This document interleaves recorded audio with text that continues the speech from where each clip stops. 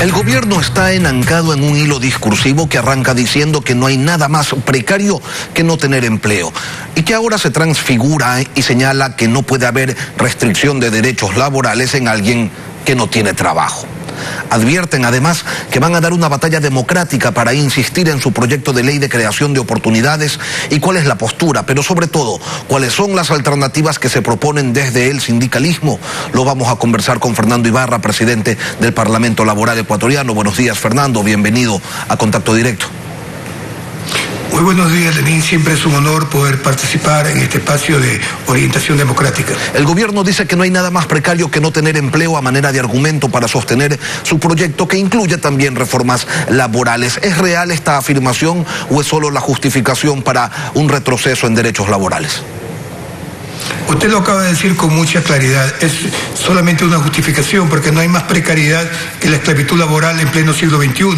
Lo que pretende el gobierno es llevarnos más atrás del 1938, cuando el Código del Trabajo sentó las bases de una relación laboral medianamente justa, porque aún con ese código durante décadas se vienen todavía cometiendo abusos y lo han reportado siempre los medios y lo vemos a diario cómo los trabajadores siguen siendo producto del abuso, de la explotación.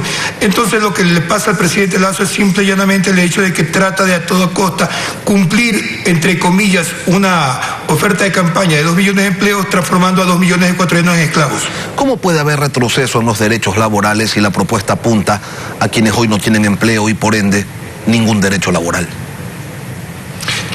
Es que la Constitución de la República y entre esos los convenios de la Organización Internacional del Trabajo no se hicieron para los que tienen trabajo nomás, se hicieron para los ciudadanos en el mundo del trabajo.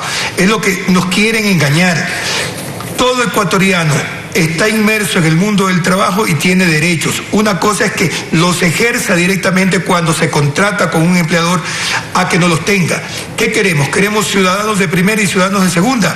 ¿Queremos ciudadanos explotados y ciudadanos con medianamente derechos? Eso no puede pasar en una sociedad democrática y justa y en un Estado constitucional de derechos. Ahora, Fernando, ese discurso del gobierno es totalmente absurdo. Hay algo que es bastante claro, y es que el actual Código del Trabajo no da más. Se convirtió en una camisa de fuerza que no brinda respuestas efectivas a una sociedad que requiere empleo. Lenín, pero es que el Código del Trabajo no es el mismo de 1938, esa es otra falacia.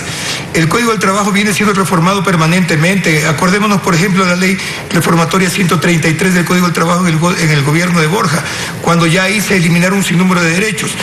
En el gobierno de Lenín Moreno, por norma técnica, se expidieron 11 nuevas formas de contratación precaria, moviendo la jornada laboral a su manera, llevando inclusive ya el trabajo a 12 horas, reduciendo los días de trabajo, reduciendo las remuneraciones. ¿Cuántas plazas de trabajo generó eso? Ni una, Lenín, ni una. Y no se trata de la pandemia, porque estaban antes de la pandemia. Por lo tanto, no es la precariedad laboral la que nos va a generar más empleo. Esa es una mentira con la cual se quiere engañar a los trabajadores ecuatorianos y a las personas que, siendo trabajadoras, no tienen empleo. Fernando, usted me dijo hace algunas semanas en una entrevista que desde el Parlamento Laboral estaban dispuestos a conversar sobre la implementación del trabajo por horas. El proyecto habla de un régimen alternativo que flexibiliza la contratación y también los despidos. Pero, ¿se lo puede corregir o hay que empezar todo de nuevo? Lenín, ese proyecto no tiene ni pie ni cabeza. Ese proyecto tiene que ser revisado en su integralidad. Y nosotros estamos prestos a conversar con el presidente Lasso. Él tiene dos alternativas: o inaugura el Ecuador del encuentro como un encuentro serio, realmente donde los actores podamos exponer nuestras posiciones, nuestras observaciones y nuestras propuestas para salir de la crisis, o él va a tratar de imponer su condición. Por eso es que no nos asusta el que se amenace con ir a consulta popular. Yo le digo al presidente Lasso, vámonos a consulta popular, señor presidente, pero vámonos también preguntando lo que los trabajadores necesitamos que se pregunte el pueblo ecuatoriano sobre materia laboral.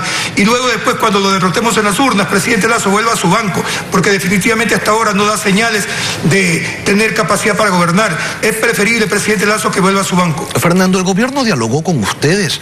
¿Puso en consulta el proyecto o no se los tomó en cuenta porque los sindicatos hoy agrupan a menos del 5% de los trabajadores asalariados del país y el 80% de sus integrantes pertenecen al sector público? Lenín, permítame, y no por tirarle flores, sino por ser justo, agradecerle, porque si usted no le pregunta al ministro de Trabajo el hecho de que Fernando Ibarra le dijo en su momento de que ni le habían contestado la carta de cortesía que le mandó al ministro. Nunca hubo tal reunión. A partir de lo que usted le preguntó al ministro, es que el ministro nos contactó para hacer una reunión de tipo estrictamente protocolaria, donde se esbozaron cosas muy generales.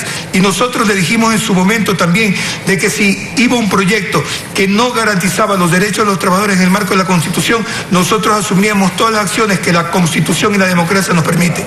Con quien sí se han reunido ustedes a dialogar, a conversar, a profundizar en este tema de las reformas, fue con el bloque correísta, demostrando ustedes que no son rencorosos y que pueden conversar con quienes los vejaron durante 10 años. Y eso tiene su lado bueno. Ahora, ¿cuáles son las alternativas, Fernando, que como Parlamento Laboral ustedes proponen para generar empleo adecuado? ¿Tienen alguna o se adhieren nomás a la propuesta de unas y de otras bancadas legislativas de ir a una consulta popular para que sea la gente quien resuelva en las urnas? Si el presidente Lasso nos llama a conversar, le vamos a presentar alternativas. Pero es que no se dicen cosas como esta. El presidente del Comité Empresarial Ecuatoriano hace unos días aquí en este mismo programa, Lenin, dijo que esa ley no apunta a reactivar el consumo. Si no apunta a reactivar el consumo, no va a reactivar el empleo, porque la mejor manera de que se genere plazas de trabajo es que haya más consumo para que se genere la necesidad de producir más. Entonces, si no reactivamos el consumo, ¿cómo vamos a generar empleo? ¿Y pues, sabe por qué? Porque casi 6.000 millones de dólares le han quitado la economía de consumo en este año y pico.